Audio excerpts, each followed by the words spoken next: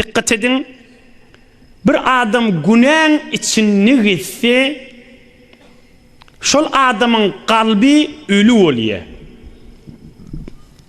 Yani kalbi asmallardan kesiliyor, nur kesiliyor. Şu günahın içinde, şu karhanada, ya şu idarecatta, ya şu mecmuede, ya şu işlep birin yerini, ya şu bazarda, ya öyünde şu günahvilin bar ya da hamana bir ay değil. Bir ay geçiyor da şu günahın içinde, bir ay sonra bir nasihat iştiyor. Yankı bir ay nezire geçirliği bildi. Aslında bitir bir bereket geçiptir. Näme deyip asıl delilişi. Son şu bir ayın içinde min kalbi ölüdü. İnni şuma hal şon kalbi dirilli da edil bir adam bir ayını ölü geçiren yali. Ölü geçiren adam yaşamadık yali oluyor da. Eğer şonu bir yıl geçirse var, şu bir yılı ölü geçiren yali. Eğer şonu 10 yıllap şu günahın idinine geçirse 10 yılın ölü geçiren yali. 10 yıldan sonra tövbe ya da näme bolyam? Şun eniden dünya gelen yali oldum men geçen ömrüm nezire olayım men diye. Geçen hafta hem bir zinanadan men şikayet ettim hem erkek adamdan da.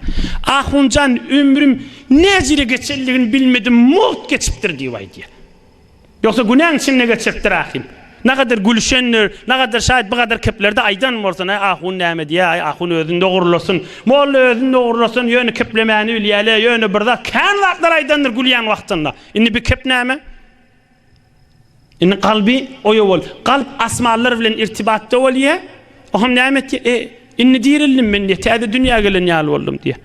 Yine de belkim şonu şu ölmeke aysın. Kabra girenni birden adam kabrda çıkıyor da. Birden görüyor adam kabrın içinde. Men inni dünya geldim necire oldu deyit on peydası yok boluyor. Aslında iyi övülme cayı yok boluyor. Adam birden görüyor kabrın içinde de. O onunki tamam boluyor. Onun şunna qawcetten men bir hak doğru kefayet beren qawcetten dinlen. Bir kalbin ölü ve dirliğini tanıman yolu. Hamana bir kalp ölü mü diri mi? Erkim öz kalbini tanıyacak bolsa anlatacak. Ayamdan Kur'an okuya ya hatm okuya şon menen ölü dirliğini tanıyıp biler mi? Bilmez. Zikr meclisinde tanıyıp bilmez. Näme zat bilen tanıyıp biliyor? Adam özünün kalbi, yüreği ölü mü dirlik bilen. Adamın kalbi, adamın yüreği Hudayın dostlarının kefi bilen dirilýändir. Hakdan hakikat oğrinça günah etmek ve oğrinça günah etmesizlik yollarını aytmak bilen adamın kalbi dirilýändir. Nefs, adamın içinde nefsi bir zat ba, şoň öwüne geçýän yollar aýdylýan gürrüňleri bilen adamın kalbi dirilýändir. Ohum yine de näjire tanıymalı? Şu gürrüňleri eşitmäni qyn görýän kalp öl kalpdyr. Ana ansatjak ýoly. Amana şayet bir adam ya bir zanana hatm döwresi wagtyn, şayet günne de hatmy wagtyn. Kur'an-ı Kerim günne bir para hatmy wagtyn. Emme wagz nasihat Hudaýyň dostlarynyň eşitesi gelmeýär. Şon onu eşitse bir neçe oğrin günahlarını ep bermeli. O kalp öl kalpta. Güne bir Kur'an hatmedasyň. Men kıyamatta da dünyada da şahit şoňa. Men şahit bolanım bolmanymyň emesi yok. Din aýdýamyny. Fe innel kalbe yahya bi nuril hikmet. Haýsy bir kalp wagz nasihat eşitenne bir asyl gürrüňle we şyma halky gürrüňle ýanak. Bir dinin maňzynyň gürrüňleri aýdylýar da oğrinça hamana şayet bir adam umra gitsin ha emme wagz nasihat eşitesi gelmeýär hamana şu Resulullah'ın zindigi namasynyň içinde bir oğrin dersleri perdeň arkasyndaky dersler aýdylýar da gürrüňler we günahlar we sogaplar şolary eşitesi gelmese kalbyň ölüdügi da şo. Hala umra gitsin hala gitmesin. Hala hacca gitsin hala gitmesin. Hala hatm okuydun hala okuymasın. Hala zikr meclisine şirketlisin hala etmesin. Ak din gürrüňidir. Näme diýip wagz eşitse bilýärde egin başyny dogurlamaly. Egin başyny dogurlamasy gelmeýär, onda da hatm okuýasy gelýär, günne döwre geljek gelýär.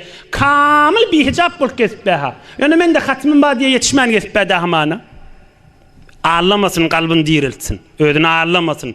Din gurrun açılmalıdır. Din gurrun basırılmalıdır. Bu şu gurrun bir eştenine ayırsan ayt bu gurrunlar deyse şu ölü kalp ölülüğü da şu. Nan satsa. Emme şu gurrunlar eştenine şeyle mi deyse şu kalp diriliptir. Bu uşluk şuna Allah'ın söyün ben dedi şu. Yine ölü kalp bu diri kalbin gurrun. Yönü zahri görünüp duran sogapları etmek bilen adamın kalbi dirilliği değildir. Ak hakikat derman hakıl görünüdür kadrın bilin aydılyan görünüdür. Yine yan kadınlan kalpları dirilmiştik. Merdi meydanmıştık. Oğrin günah etmeyenmiştikle. Bana näme adamla men gözlemesin näme onu dimeyenmiştikle. Kan meselen egin maşın doğrulamayan zenanalar şey diye da o adamların özümeni gözlemesin na diye. Yüreğinin eteğinin hevesi diye adamlar gözlesin. Yüreğinin eteğinin isteye halvatta bir günah olsun. Halvatta da bir günah kok gelse Allah şarjak der diyecek der la. Şu yürek öllüğünün alamatı. Emme yürek diri olsa vaaz nasihat eş diye o yüreği diriliye da şayet hatmi Kur'an yok bolsun ha. Yöne bir oğrinçe günah etmeli olsa yo men başaracak değil men Allah'dan korkyan diyer. Diri yürek da şu. Allah can kalbinizi diri ve nurani kalplerden edip Allah rahmet nazarından hiç kaysiniz ayırmasın. Huday Teala dünya ve ahiretinizi abad etsin.